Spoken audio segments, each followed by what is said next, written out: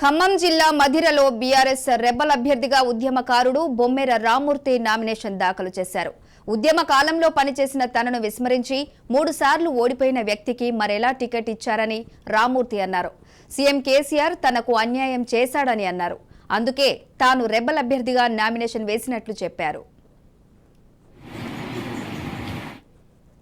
ప్రజలు నేనేదైతే ఈ ప్రాంతంలో నా పోరాటం చేసినా ఆ పోరాటాన్ని నమ్ముకుని తెలంగాణ రాష్ట్రంలో నాకు తీవ్రంగా అన్యాయం జరిగింది కాబట్టి కేసీఆర్ గారు ఒక ఉద్యమకారుని గొంతుకోశాడు కాబట్టి తీవ్ర నిరసనతో నాకు గెలిచే అవకాశం ఉన్నా కూడా 2 సార్లు 2018 టికెట్ ఇవ్వలేదు, 2000 మళ్ళీ టీసీ టికెట్ ఇవ్వలేదు, తర్వాత మళ్ళీ 2023లో కూడా టికెట్ ఇవ్వలేదు.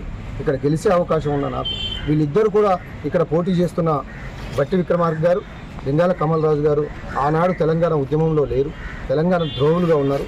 నేను తెలంగాణ ఉద్యమం చేసిన ఒక